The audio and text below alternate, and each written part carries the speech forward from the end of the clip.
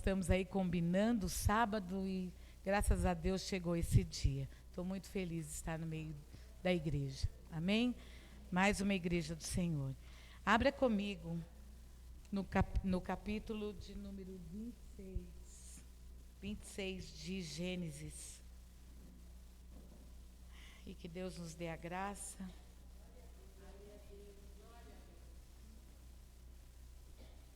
Esses últimos meses, eu e meu esposo, nós estamos estudando Apocalipse. Estava no nosso coração um bom tempo de estudar Apocalipse. E é um livro que a gente quase não se atreve a estudar, porque ele é muito difícil, né? Ele é um livro muito difícil. E nós passamos a estudar. E eu confesso que todos esses anos, né, eu vou fazer em abril do próximo ano, é um mês muito especial na minha vida, né, em abril. Eu vou fazer 64 anos, eu vou aposentar, é o mês da minha aposentadoria, e eu vou comemorar quase 40 anos de ministério, 40 anos de ministério, né? Então, Deus sabe todas as coisas, né? Deus sabe todas as coisas. E todo esse tempo, eu já preguei muito Apocalipse, mas eu nunca entendi da forma que eu me entendo hoje ao estudar. E esse estudo está me trazendo tremor e temor na palavra de Deus. E as minhas palavras, a igreja que prego, aí muitas delas vêm vindo duramente. E eu tenho perguntado a Deus, Senhor, eu nunca fui pregadora de dura cerviz, né? De pregar duro com a igreja. E ele disse, porque não era época. Agora o tempo é de chamar a atenção da igreja mesmo. A igreja tem que estar atenta. Atenta aos sinais, atento ao que você ouve, atento a que você decide, atento às coisas da sua vida. Então, a palavra de Deus vem vindo muito, chamando a nossa atenção, para que estejamos prontas, irmãos, porque a vinda está próxima. Eu prego essa vinda próxima há 40 anos. Há 40 anos, todo o meu sermão eu digo, olha, a vinda do Senhor está próxima. Mas eu nunca senti o quanto está próximo, como eu tenho sentido esses dias. E eu aprendi desses estudos, nós estudamos até o último capítulo, mas estamos ensinando a igreja e paramos no capítulo 6, mas de que os sinais já estão aí. Tudo que nós estamos vendo. E nós não estamos vivendo ainda as dores, não estamos nas dores, porque as dores não vamos viver. Nós seremos levados aqui antes das dores. E você tem que crer. Mas os rumores já estão entre nós. Os rumores de guerra, os rumores de peste, os rumores de todas as desgraças. E todos os dias tem acontecimento. Todos os dias tem uma desgraça. E nós temos que agradecer a Deus que Ele tem cuidado de nós. De tudo que vem acontecendo. E eu digo mais, Deus tem cuidado da tua casa, da tua parentela, da tua família. Eu ouvi uma profecia domingo passado para mim. Eu fui levar os meus filhos à igreja, acompanhá-la, minha filha que levou 12 anos para voltar à igreja. Eu fui acompanhá-la à igreja. E a profeta olhou, não me conhecia, e falou, e você aí, minha irmã? Você é Atalaia mesmo, no meio da Babilônia. E eu digo mais, Deus usará com palavras, e eu creio. E Ele diz, eu fechei sepulturas da sua família. Eu fechei, eu cancelei desastres que viriam sobre sua família. Tudo porque você ora. Oração, oração. Gênesis capítulo 26, você vai ler comigo a partir do verso 1. E não vamos ler todo o capítulo não, porque aí no decorrer da pregação, quem não conhece essa passagem, eu, pastora, vou explicando para você. Uma fome terrível atingiu a região onde estava Isaque e toda a sua família. Como havia acontecido antes no tempo de seu pai Abraão. Por isso Isaque se mudou para Gerar, onde vivia Abimeleque, rei dos filisteus. O Senhor apareceu a Isaque e disse: não desça ao Egito, faça o que eu mandar. Habite aqui como estrangeiro, e eu estarei com você e o abençoarei. Com isso, confirmo que darei todas estas terras a você e aos seus descendentes, conforme prometi solenemente ao teu pai Abraão.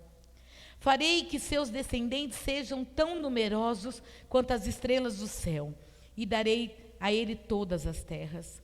Por meio de sua descendência, todas as nações da terra serão abençoadas.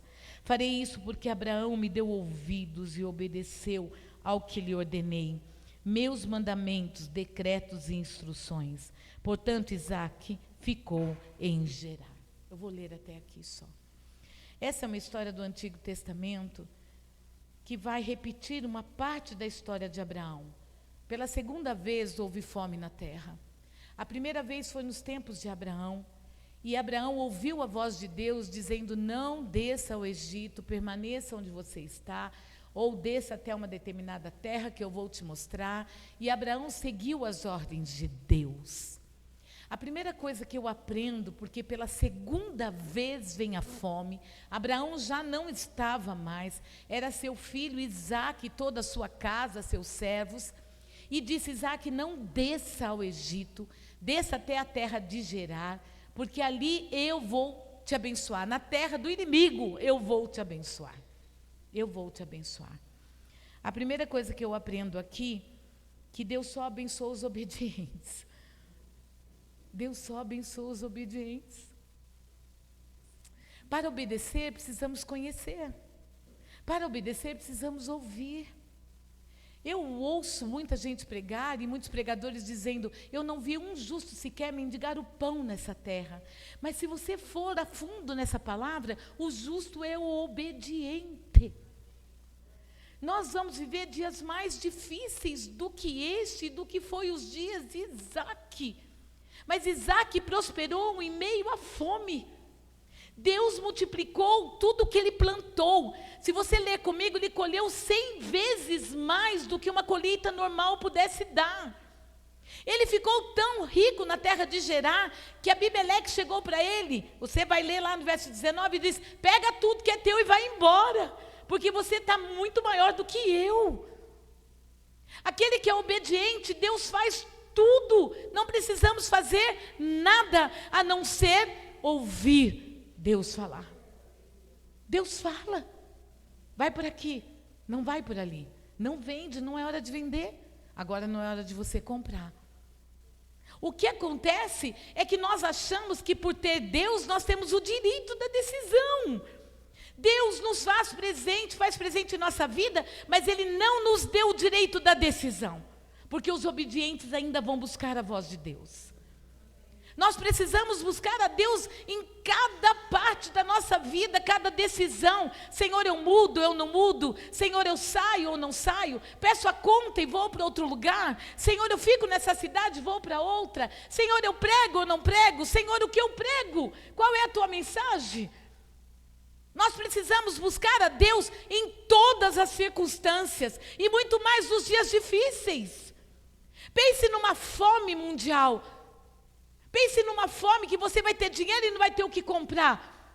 Pense que vão saquear supermercados em busca de água, de leite, de pão, e não vai ter para todo mundo. Pense no sofrimento de quem tem criança pequena esperando leite e não tem o dinheiro e não tem quem venda para você. Pense em dias difíceis que muitos serão desempregados e estarão desempregados. Mas ainda nesses dias, eu creio no meu Deus, que Ele dirá: nenhum de vós perecerá, porque darão ouvido à minha voz. Então a primeira coisa que eu aprendo aqui, que eu tenho que ouvir Deus falar. Eu tenho que ouvir Deus falar. A igreja não pode deixar de ouvir Deus falar. Você não tem poder sobre as decisões da sua vida, desde o dia que você entregou sua vida a Jesus. A vida pertence a Ele. Ele tira o fôlego de vida a hora que Ele bem quer. E quando estamos na obediência, não há o que temer. É glória, é céu, é a Nova Jerusalém. Mas quando não damos ouvido, Quando não estamos vivendo segundo a vontade dele, aí é temor. Mas não é um temor dizendo, Senhor, eu tenho temor de pecar, eu tenho temor. Não, é um medo. É um medo, não fale comigo hoje não. Hoje eu pequei. Não me revela não, porque hoje eu pequei. É diferente. O temor a Deus é saber que todas as suas promessas virão sobre nossas vidas e a nossa descendência. Uma irmã me disse assim, pastor, eu não criei o meu filho, foi minha sogra. Eu fiquei viúva muito nova. E o meu primeiro filho, minha sogra ficou com ele. Ele completou 18 anos e quis ir morar comigo. Eu estou na igreja firme, casei-me de novo, tenho mais um filho. Mas ele chegou em casa trazendo bebida. E ele põe lá a cerveja na minha geladeira. E o meu marido e eu, nós não queremos. O que eu faço? Falei, você tem 2 caminhos. Mandar seu filho e a cerveja embora. Ou acolher seu filho e orar ao teu Deus, para que o liberte. É 2 caminhos que você tem. Por quê? Ou você crê na promessa da sua descendência, ou você não sirva a Deus. Deus não é homem que minta, e nem filho do homem que vos engane. Se você tem uma aliança com Deus, e o teu filho não está no caminho do Senhor, espera no Senhor, crendo que o dia chegará, que a salvação virá à tua casa. Mesmo que os teus olhos não vejam, mesmo que você seja levado para a glória antes do teu filho, tua filha e tua descendência servir a Deus, você tem que crer no fundo do teu coração, da tua alma, que a tua casa pertence ao Senhor. Porque quando eu me entreguei ao Senhor Jesus com 18 anos, não tinha filhos nem casamento, mas quando eu me entreguei ao Senhor com 18 anos, eu disse, tudo que vier na minha vida será teu, teu, teu. Deus me deu 2 filhos, criados na igreja, na adolescência saem da igreja, mas eu nunca deixei de pregar e nunca deixei de orar e agradecer pela salvação dos meus filhos, nunca. Meus filhos prosperam, meus filhos são abençoados, meus filhos voltaram para a igreja. Só Deus sabe quantas noites de choro, de clamor eu fiz diante de Deus, pela minha filha Rebeca.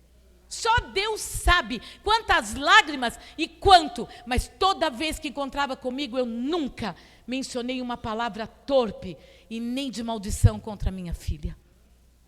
Nunca. Minha filha é boa, minha filha é abençoada, minha filha é de Deus, minha filha é de Deus. Nem que os seus olhos não vejam, minha irmã. Deus pede a você obediência. A segunda coisa que eu aprendo aqui, no verso 16, o rei dos filisteus pede para Isaque deixar a terra de Gerar, e dizendo, você se tornou poderoso demais para nós. Deus faz prosperar no campo do inimigo.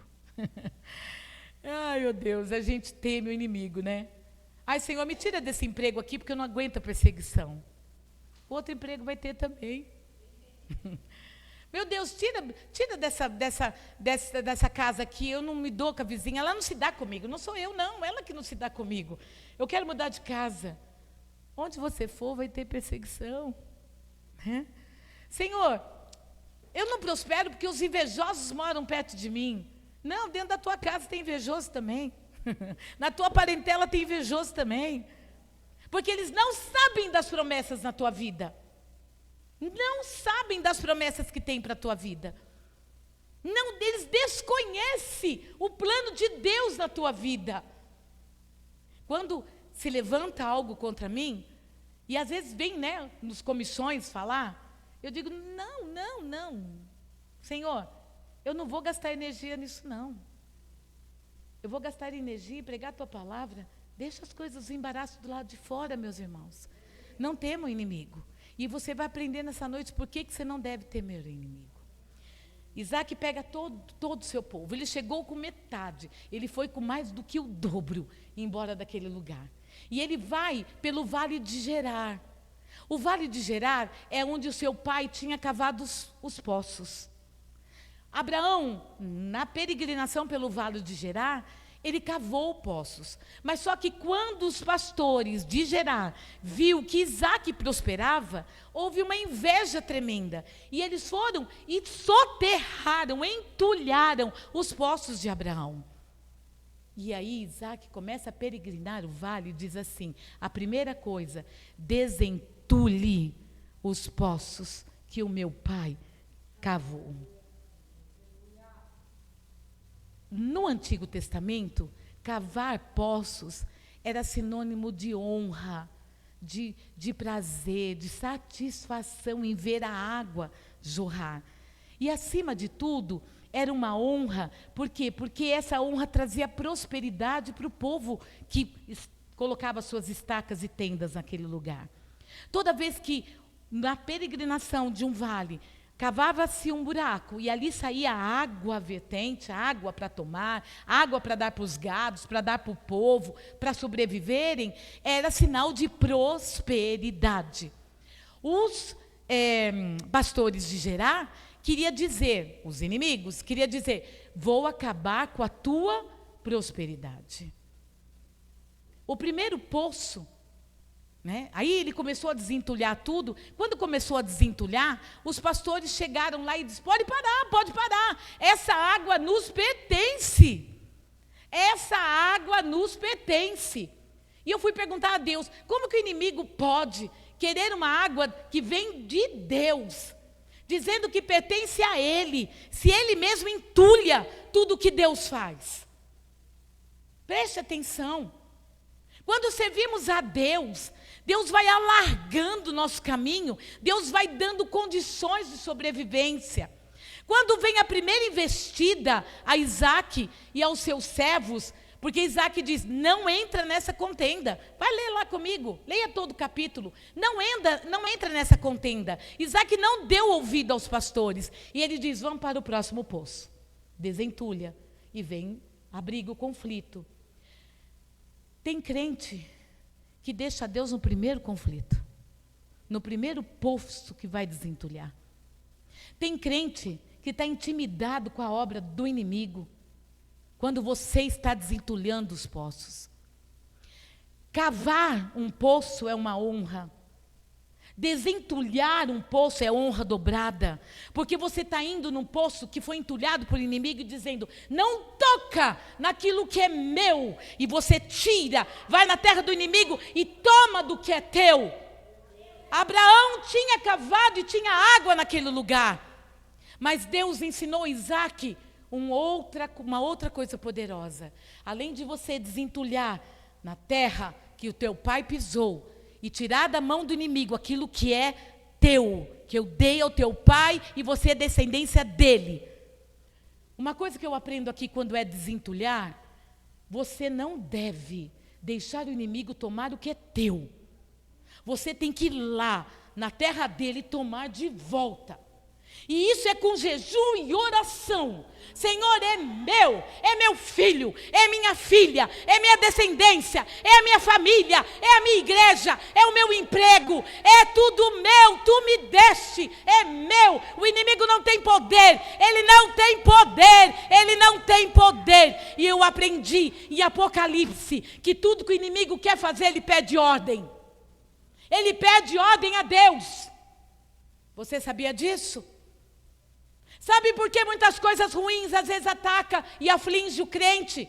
Porque ele se faz fraco na hora da angústia. E não pode ficar fraco. Na hora do temor, da doença, da angústia, da perseguição, da mentira, da calúnia, levanta em pé e clama. Senhor, me dá ousadia, me dá poder e autoridade. Aí você se volta para a parede e diz, Senhor da glória, a tua força está em mim, devolve tudo que é meu. O inimigo tira a mão de tudo que é meu. Isaac foi e fez.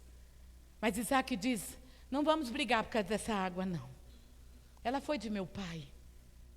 O Senhor tem mais para nós. Você não viva bênçãos do passado. Eu estou cansada de ver crente contando bênçãos que aconteceu 20 anos atrás, Isaías. Deus não agiu mais? Estou falando mentira, pastora Sônia? Quantos vêm dar testemunho e dizem, olha, eu evangelizava em tal bairro e aconteceu assim, assim. Foi 20 anos atrás, meu irmão. Deixa essa bênção lá, já passou. O que Deus está fazendo hoje para você? É hoje, é a bênção de agora. É a bênção de hoje. Onde Deus está te colocando? O que tem de bênção na tua casa? O que Deus fez nessa manhã por você? Qual foi o teu livramento nesse dia? Quem vive do passado é outra coisa. Nós vivemos o presente e aguardamos o futuro, que é a vinda do Senhor Jesus. Aí ele disse, vamos cavar. Vamos cavar os nossos poços. Deus é por nós. Quem será contra nós? Abra aqui. E abriu o primeiro poço. Vieram eles. Quer ver? Abre o primeiro poço. Deus é bom. Deus é bom. Isaac pediu aos servos que desentulhasse. Já desentulhou os 3 poços. Aí Isaac fala, vamos mais à frente. O primeiro poço foi chamado Ezeque, que no hebraico quer dizer contenda. Ele abriu um novo poço. Quando ele abre um novo poço, os pastores vêm e dizem, essa terra é nossa. Você está abrindo em terras de Gerar. Essa é a nossa água. Isaac não deu, nem deu bola. Diz aqui, Isaac não deu importância. Não gastou energia em discutir, em revidar as investidas do inimigo. A convicção de Isaac era o segredo da sua prosperidade. Porque a prosperidade não está no lugar que você está. A prosperidade está na promessa que Deus te deu. Não é aqui, não é colar. Eu não volto morar em Bragança, que é uma desgraça. Eu não vou morar na minha terra, porque é uma desgraça. Porque eu não vou em tal lugar, porque é uma desgraça. A bênção não te persegue porque você muda de lugar. A bênção está com você porque é promessa do teu Pai te abençoar. Vamos para outro lugar. E foi abrir o segundo poço. Lá no segundo poço, Isaac manda cavar. E novamente houve conflito. E chamou Sitna, aquele poço, inimizade. Nem todo mundo vai entender a promessa de Deus na sua vida. A tua casa e a tua família não será marcada, guarda no teu coração, pelo número de milagres que Deus tem liberado, mas sim pelos milagres que você entendeu e se moveu para tomar posse. Preste atenção. Eu não vivo por milagres na minha vida. Eu vivo porque eu estou me movimentando nos milagres que estão chegando na minha vida. O milagre me faz falar, o milagre me faz testemunhar, o milagre me faz cantar, o milagre me faz pregar, o milagre me faz andar, o milagre não me deixa estacionado. Tem gente recebendo milagre e está parado e nem glória a Deus está dando. O milagre não te para. Não viva de milagre parada, minha irmã, meu irmão. O milagre é para movimentar a igreja. Movimentar a igreja. A igreja se multiplicava no templo primitivo, lá as primeiras igrejas, porque aconteciam milagres e eles se espalhavam em grutas, em casas, escondidos, e eles pregavam, e eles punham a mão com ousadia, tocavam na veste de Pedro, de Paulo e de todos eles, movimentava. Não deixa a doença pegar você, não. Se a doença for para a morte, Deus vai te falar, o meu Deus é fiel. Ele é fiel. O que ele que é fiel sabe a hora da morte. Não vem falar para mim outra coisa que não é mentira. Deus conversa com teus servos. Só sente a morte do justo quem está despreparado. Domingo eu chego em casa e recebo a notícia da pastora. Eu fiquei perplexa. Eu sentei. Falei, eu não acredito, ninguém me disse que estava doente. Aí meu marido falou, eu vou procurar saber o que é. Nós não conseguimos, porque na minha igreja ninguém sabia dela. Chego aqui, pastora Sônia, conta aí para mim. ela foi subitamente levada. Isso vai acontecer comigo, com você, com você, com você. Por quê? Nós vamos ser tirados da terra, meu irmão. Nós não vamos ficar aqui, não. Eu não vou viver a tribulação, a grande tribulação. Nós vamos ser levados. E Deus já está recolhendo o teu povo. Nós vamos ser, e não vamos sofrer. Você crê? Nós não vamos sofrer. Não há sofrimento para o filho e a serva de Deus. Você tem que crer. Vou dormir e não vou acordar. Vou ter uma dor e vou ser levada. E acabou. Deus é Pai. Terceiro poço. No terceiro poço, Isaac mandou cavar outro, mais adiante. E lhe deu o nome de Reobote, que quer dizer alargamento. Quer dizer, o Senhor criou espaço suficiente para prosperarmos nesta terra. Filho de Deus, creia diante de Deus, que você prospera nessa terra. Pastora Carmen, não tem um carro bom. Vamos lá, o que você tem de bom? É só o carro que é bom? Pastora Carmen, não tenho casa própria. Mas tua casa não é aqui mesmo, filha.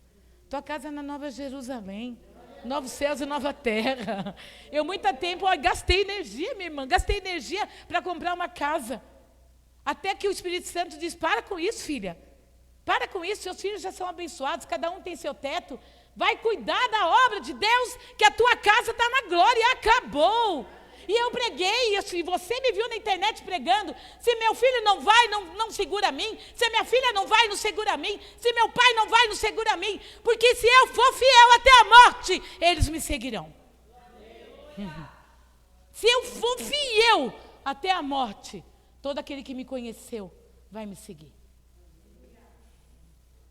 É fidelidade e obediência. Não tem outro caminho para o cristão. É fidelidade e obediência. Terceiro poço, jorra água. E Isaac diz, firma as estacas aqui, porque é aqui que o Senhor nos prospera. E todos ali ficaram. Eu quero perguntar à igreja nessa noite. Ouça bem. Deus não pode abençoar a sua semente, porque você ainda não lançou. Ele não vai. Ninguém vai fazer isso por você. A tua semente vai prosperar à medida que você lançar. Lança a semente na terra. Lança a semente e tu verás a glória de Deus. Deus não alargará as suas portas se você não começou a construir. Deus não vai alargar as portas se você nem começou a construção. O que você construi na sua vida? O que você está construindo na sua vida? Murmuração, discórdia. Qual é a construção? Mágoa nos filhos, mágoa no esposo, mágoa na esposa. A nossa igreja começa na nossa casa. É na nossa casa. Deus se faz presente na nossa casa. Começa lá a nossa igreja. Se eu vier doente da minha casa, eu não sinto a presença de Deus na igreja. O culto começa na minha casa. E eu trago esse culto para a casa de Deus. Aqui é a união dos santos. Aqui é a comunhão dos santos. A gente vem aqui porque aqui Ele ordena a bênção para as nossas vidas. Mas eu tenho que fazer algo. Não vem tudo pronto. Deus não dá tudo pronto. Você é quem define o limite que Deus opera. Quanto Deus quer operar na tua vida, mas é você que limita. Deus quer fazer muito mais, mas você não deixa. Deus quer te dar o dobro, mas você não pede. Deus quer te batizar e você não crê. Deus quer te dar dons e você não tem ousadia de estender a mão. A gente tem que mudar, Sônia. Pastora, a gente tem que mudar. Por quê? Porque está no fim, não vai ter tempo muito mais não. E onde eu for pregar, e eu disse à minha igreja, e eu sou transparente, pastora Sônia me conhece há anos, o que eu prego é o que eu sou. E eu disse à minha igreja, eu preguei na minha igreja 15 dias. E uma irmã me ligou na segunda-feira, dizendo, pastora Carmen, eu saí irada com você. Você me chamou e chamou sua igreja de exército morto. Eu preguei Ezequiel capítulo 37. E eu não concordo com a pastora. E eu disse, então, eu vou pedir-lhe um favor muito grande. Dobra teu joelho onde você está, porque eu vou orar. E eu vou pedir para Deus te revelar aquilo que Ele me revelou. Você quer receber revelação de Deus sobre a tua igreja? Você quer que Deus mostre a você o que Ele me mostrou da tua igreja? Dobra o joelho aí, que eu vou orar com você. Porque eu não sou mulher para brincar com a palavra de Deus. E se eu disse que no mundo de hoje, o exército de Deus está com carne, com sangue, mas sem sopro de vida, é porque o exército de Deus está precisando da porção dobrada do Espírito Santo. E se o avivamento que é prometido por Deus nos últimos dias vai acontecer, pastora Sônia, guarde isso no teu coração. E pregue de dia e de noite. O avivamento só vem através da palavra. A igreja que não ensina a palavra não tem avivamento. A igreja que não prega a palavra não tem avivamento. A igreja que não ensina a palavra a líderes não tem avivamento. A igreja onde líderes ficam contando história de carunchinha no púlpito não tem avivamento. O lugar do púlpito não é para contar histórias. Contar histórias eu conto em qualquer outro lugar. Aqui é palavra e é palavra. Não tem outro. Deus é bom. E a igreja que vai subir, como cantamos hoje, é a igreja que guarda a palavra. Que guarda a palavra. Ensina a palavra incessantemente, de dia e de noite. Prega para os seus filhos. O meu filho André chega em casa, ele sai com os ouvidos, comichão mesmo, ficamos lá no ouvido dele. A minha Rebeca escuta versículo de dia, de noite, de madrugada. Mãe, estou com dor de cabeça. Eu vou ler a palavra para você. Mãe, unge aqui que eu estou com dor. Eu vou ler a palavra para você. E assim é para o meu genro que está chegando agora na família. Senta aqui que eu vou ensinar a palavra para você. Primeiro é a palavra. Cheguei na Secretaria da Educação para apresentar um projeto, para trabalhar no projeto. Quando fui recebida pelo secretário da Educação, e me apresentei, e ele diz, o que você quer falar? Falei, em primeiro lugar, a palavra de Deus. Se o Senhor não dirigir essa secretaria no poder e na autoridade de Deus, que eu sei que o Senhor serve a Deus, o Senhor vai ser frustrado, e a obra de Deus também. Sinto muito. Sinto muito, esse é meu papel. E eu não poderia sair de lá sem falar com ele. Não poderia. Mas para você e para mim, você pode viver o processo todo, porque a nossa estadia na terra é um processo. Ou você pode fugir da presença de Deus. Ou você pode fugir da presença de Deus. Senhor, eu não quero ministério. Senhor, eu não quero unção. Senhor, eu quero só chegar na igreja, cantar, falar. Não quero ministério. Eu já ouvi isso da irmã. Pastora Carmen, você fala de ministério, eu não quero ministério. Eu falo, eu não prego ministério. Eu prego vida. Vida no altar de Deus. Vida com Deus. Eu não sei se eu estou errada, mas quando um filho ama o pai, ele tem prazer de falar do pai. Eu aprendi com o meu pai. Eu amo o meu pai, eu peço conselho para o meu pai, não é assim?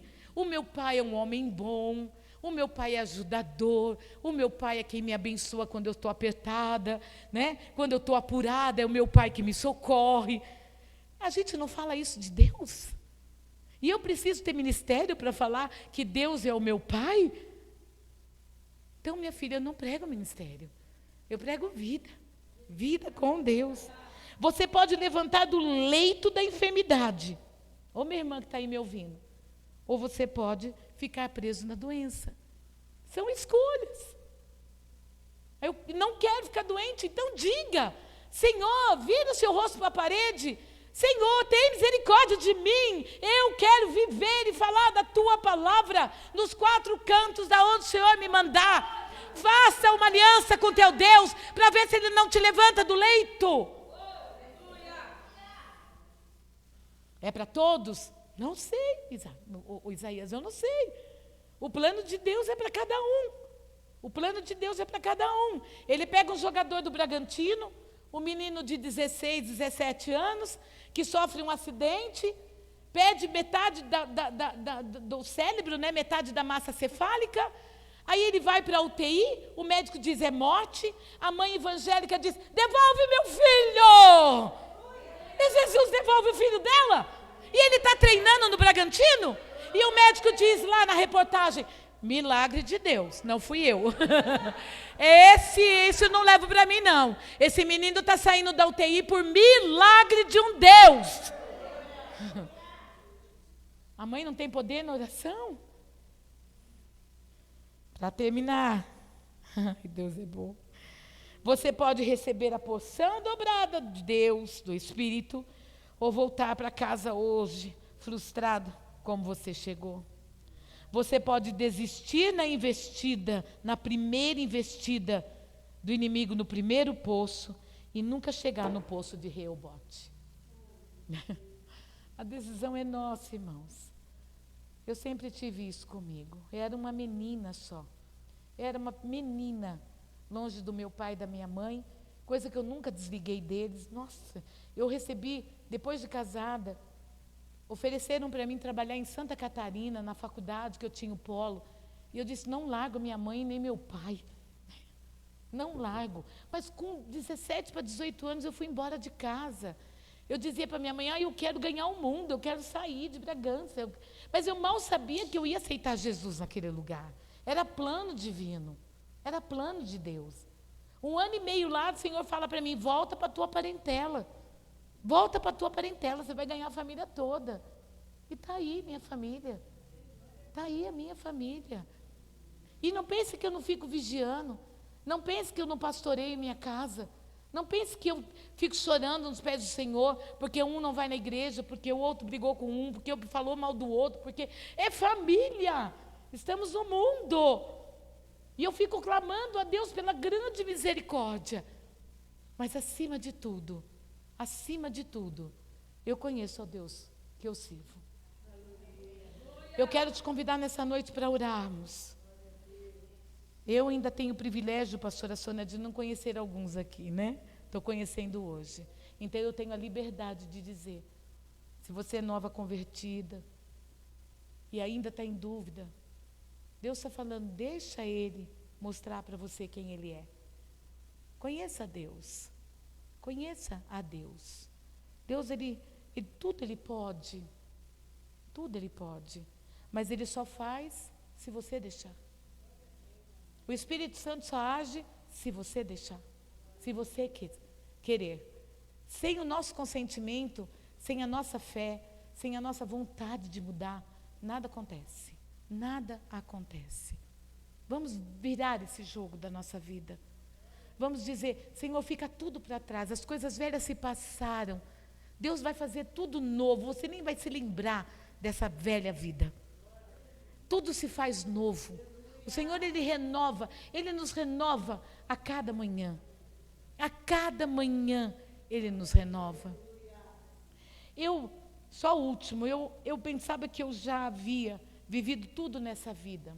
Eu já vivi de tudo. Depois da morte de minha mãe, eu dizia mais ainda, pode vir o que for, né?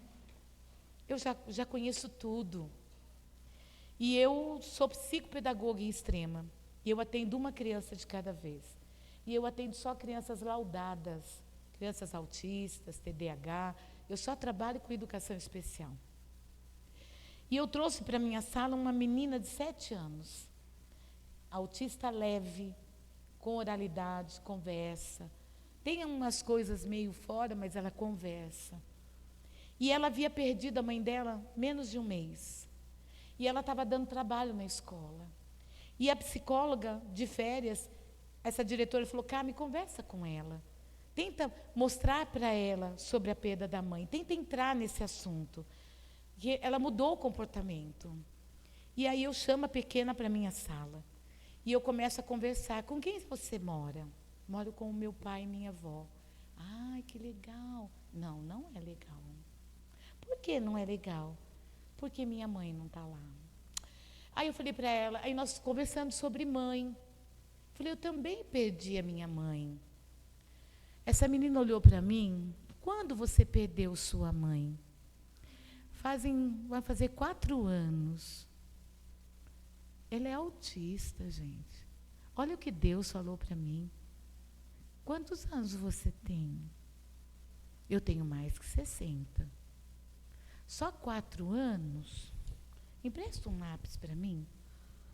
60 menos 4, empresta aqui, empresto do 6, passo para cá, viu? 50. Você viveu mais de 50 anos.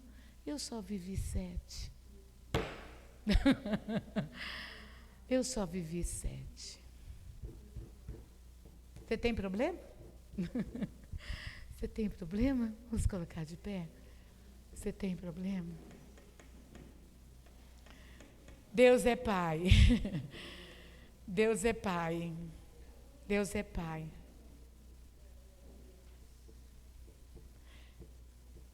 Deus, Ele está permitindo coisas que a gente não entende. Deus está permitindo crianças perderem suas famílias. Deus está permitindo que guerra da Síria, guerra agora do Irã e do Iraque, matarem vidas e ficarem órfãos, sem pai e sem mãe. Deus está permitindo, é permissão dele, que pais enterrem seus filhos, famílias perdendo todas as crianças da casa, porque uma bomba cai naquele lugar. É permissível por Deus. Às vezes eu fico me perguntando, Deus, por quê? Né? Por quê? Porque eu sou acima de tudo isso. E eu criei tudo isso. Eu sou o dono de tudo isso. Eu escrevo a história de cada família, de cada vida, de cada ser. Mas sou um Deus passivo. Eu sou um Deus fiel. Eu cuido. Eu tiro a mãe, mas eu cuido dela. Eu tiro o filho, mas eu cuido da mãe. E eu volto lá no início da minha pregação. Talvez estejamos sofrendo porque esquecemos que servimos a um Deus e temos que ter obediência. Sim, meu Pai. Sim, meu Deus. Sim, Senhor. Jó tirou tudo dele. E aí a esposa diz, largue esse Deus, pragueje ele, largue ele. Ele tirou tudo de vós. Ele me deu, ele tomou para si. É dele. Ele me deu e tomou para si. E a gente tem que dizer, louvado seja o Senhor que faz a sua vontade em nós. Não há desespero para aquele que conhece a Deus. Não há aflição para quem conhece a Deus. E a tristeza, por mais que nessa terra passamos, ela será multiplicada em glória, alegria e regozijo quando chegarmos a encontrar com Ele. Tudo vai clarear, tudo vai aparecer. A nossa história vai ser lida. Há galardão para os obedientes, para aqueles que não desistiram no primeiro poço. Há galardão para as servas que viveram uma vida de oração. Todas suas lágrimas são recolhidas numa grande taça. Há galardão para nós. Temos que crer nisso. Há um só Deus e há um só Senhor. E aqui há uma só fé, há um só amor, que é nele. Não há outro caminho. Aonde eu for pregar, eu digo para você, se você é visitante, não há outro caminho para uma vida feliz. Não há outro caminho. E se você quiser aguardar e viver bem nesse dia, mesmo nos momentos de aflições e dores, é só com Deus. É só com Deus. É só com Deus. Dia das Mães, meu filho e minha filha gravaram um vídeo do Dia das Mães. E minha filha pergunta ao meu filho assim, o que você aprendeu com a mãe? Eu aprendi que nos momentos mais difíceis eu tenho que ter Deus. Porque viver na aflição sem Deus é muito dolorido. Mas viver com Deus, eu tenho paz. Eu tenho paz. Quero orar nessa noite. Quero orar. Não conheço todas, tem algumas carinhas diferentes. Se houver no nosso meio alguma irmã que veio a convite de outra e ainda não tem Jesus Cristo na sua vida, a sua mãe está orando há anos por você, ou sua vizinha, ou sua amiga, quem te trouxe, e você quer aceitar Jesus, eu quero orar por você. É só você vir aqui, vou fazer uma oração de profissão de fé e você volta para o teu lugar. Se você está enferma, tem uma dor que te perturba há dias, e você diz, Senhor, tem tirado a minha paz, a minha saúde, eu quero você aqui na frente para eu orar por você. Se Deus falou com você, e você está vivendo dias de murmuração por não ver solução para o teu caso, eu vim dizer que há solução para todas as coisas. Vem aqui na frente, eu quero orar por você também.